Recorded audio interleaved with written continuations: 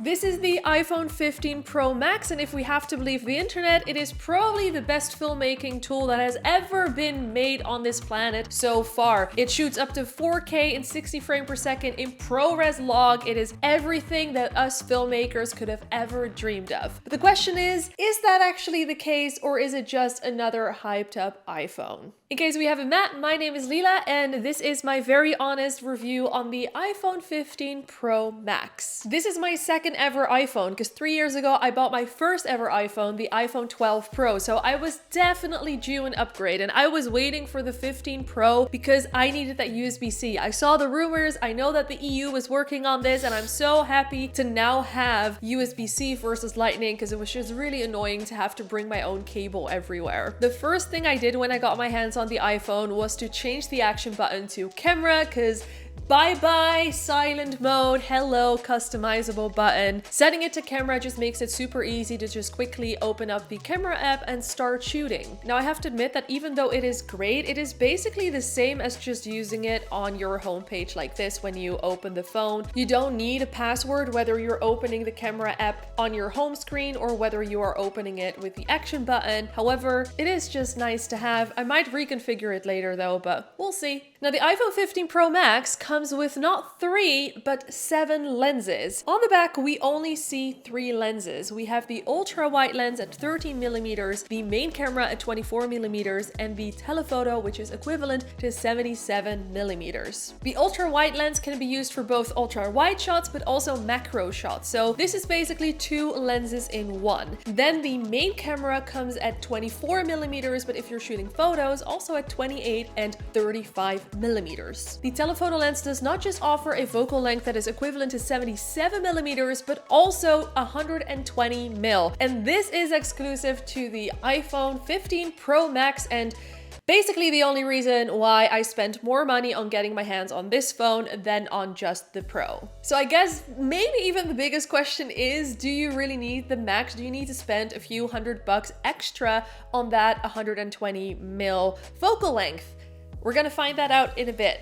This line of iPhones also offers a digital zoom of 25 times, which sounds very impressive, but honestly, in my opinion, it is kind of poopy. I've tried it out, and I think that the only reason for me to really use this is at a Billie Eilish concert, so I could really get up close. Other than that, I don't really see the use of using this because it just simply doesn't look as good. Having said that, what I do think is really cool about the iPhone 15 is that when you're zooming in more, you get this overlay in the corner to help you line up your shot better, and this is really helpful when you're all the way zoomed in and you're trying to figure out what you're pointing towards. One thing that I didn't like about using my 12 Pro was when I was zooming in, you would see a very noticeable jump when it would switch from one lens to the other, and I did notice that it is still the case with the iPhone 15, which I really wish would look smoother. As I mentioned in the intro, this iPhone shoots up to 4K 60 frames per second in ProRes log.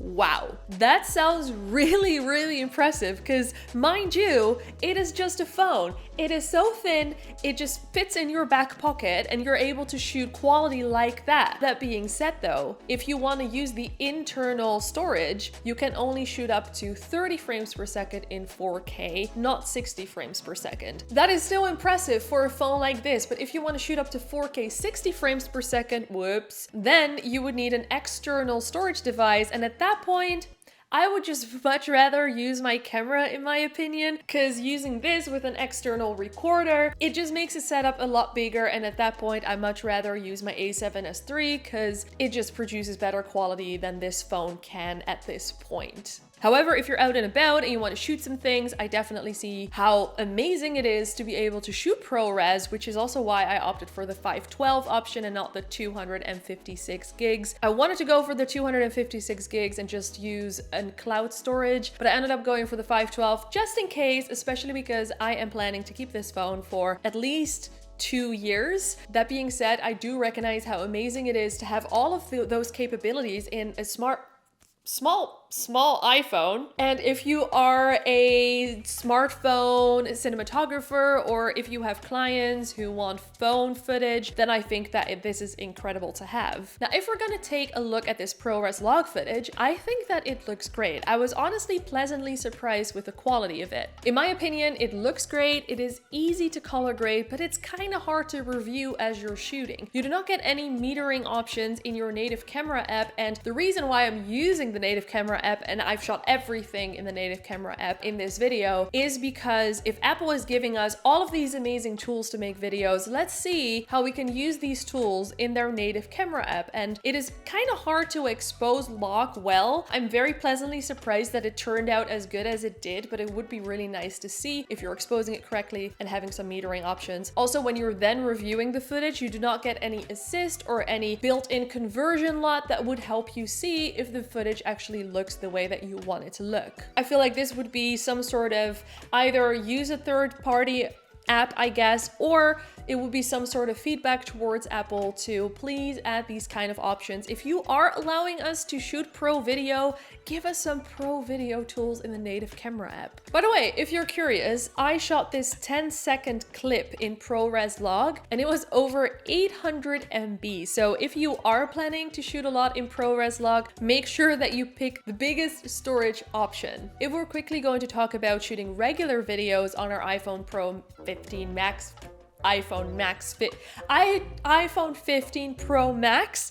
The colors are great. Based on what I've shot so far, I really like the colors and the output. I do also really appreciate the dynamic range on the iPhone 15 Pro Max because it is able to balance the highlights and the shadows well. We also did a quick test with the HDR turned on and off, and as you can see, when it's turned off, there is a noticeable difference. Especially if you look at my face, it looks a bit more flat when we have turned the HDR off. One thing that I find so important when it comes to shooting video, especially on a filmmaking tool, is the stabilization, and I have some thoughts about this. So let's start with the 5x lens first. Apple created a tetraprism, which is basically a folded glass structure below the lens that allows us to have this new 120mm focal length. In order to stabilize this, they introduced a 3D sensor shift optical image stabilization and autofocus module to stabilize the footage even better. In their words, it is the most advanced stabilization system ever. I obviously had to test this out, and I shot a few follow shot handheld using all of the different lenses, and the 5x lens was just very disappointing. As you can see, it is definitely stabilizing the image, but the jitters just make this footage so unusable, which was just very disappointing for the most advanced image stabilization system ever. I do totally recognize that this might actually be very advanced and incredible. I wouldn't know. I just think that I will not be able to use any handheld footage shot with the 5x lens. However, if you're using a gimbal, then I imagine this to look a lot better. Now, when I shot with the main lens, and again, I shot everything handheld, my mind was blown. Now, I shot this regular walking, no ninja walk. I was just walking around and the footage just looked so stable. I honestly couldn't believe it. I had to test it out a few more times and it works. Again, maybe it's because I'm coming from the 12 Pro, but I am honestly so impressed with how good the stabilization is. I believe that the stabilization is also really good when you're using the ultra wide lens or the 2x lens. It is just the 5x new lens that is exclusive to the Pro Max that I think kind of sucks when it comes to stabilization. The other lenses all look super stable and cinematic in my opinion, and I think that so far the 2x lens is probably my favorite out of all of the lenses, with the 1x lens, the main lens, being the follow-up. Now, speaking of cinematic, let's talk about the cinematic mode. It is a mode that I have not understood ever since it came out with the iPhone 13, I believe, because I totally get it. We love depth of field, we love the creamy background, but the software generated depth of field is just not hitting the spot for me. And as you can see, the software produced depth of field just doesn't sell it, as it looks quite artificial, and when you're filming someone, it is even more challenging to get it right. For that reason, I personally will not be using cinematic mode on the iPhone unless they do a drastic improvement, and instead I'll just film in either regular film mode or even in ProRes log to have a little bit more flexibility when color grading. Since we're still on the topic of depth of field, what is really fucking cool about the iPhone Pro Max is the fact that you can now choose the focus after you've taken the photo. We now got full control over what we want to focus on in our video. So even if you don't nail the focus at first, you can fix that literally in post. Before, correct me if I'm wrong, you could only get that depth of field if you're shooting in portrait mode. Now you can actually just shoot in the regular modus. Then when you're editing, you can refocus on something else, or you can adjust the aperture. I've been in this situation a couple of times where I wish that the focus was just a little bit different, so I love that we now get this option. However, again, as we were talking about the cinematic mode, I feel like the depth of field when taking selfies, for example, or just photos and portraits looks a bit artificial still. Especially if you have some hair flying around, it's just not gonna look good. And again, I totally understand that this is software driven and there are certain limitations, and it is incredible what software and just tech can do nowadays. But I think I would much rather just take a selfie with everything in focus than use this depth of field, as it very awkwardly just blurs some of my hair and just doesn't make the photo look that great. One fun fact about the iPhone 15 Pro and the Pro Max, which I only found out about recently, and I have no use for this now, but I can totally see how you can future-proof your footage and your photos this way. That is the option that we can now shoot in stereo video. And very long story short, this means that if you have the Pro Vision goggles now or in the future, you will now be able to watch those videos with the goggles on as if you're in the video versus just seeing the regular video that you're looking at right now. So is this another hyped up iPhone?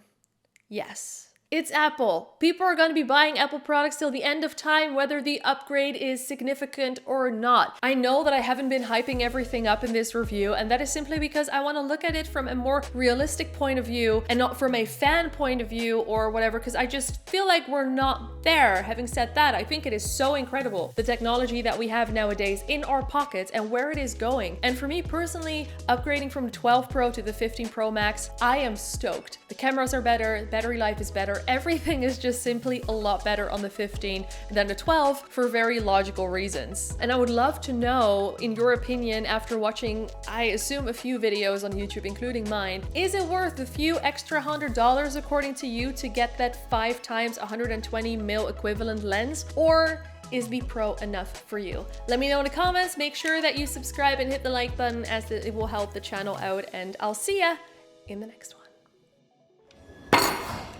The iPhone 15 Pro Max. Great start.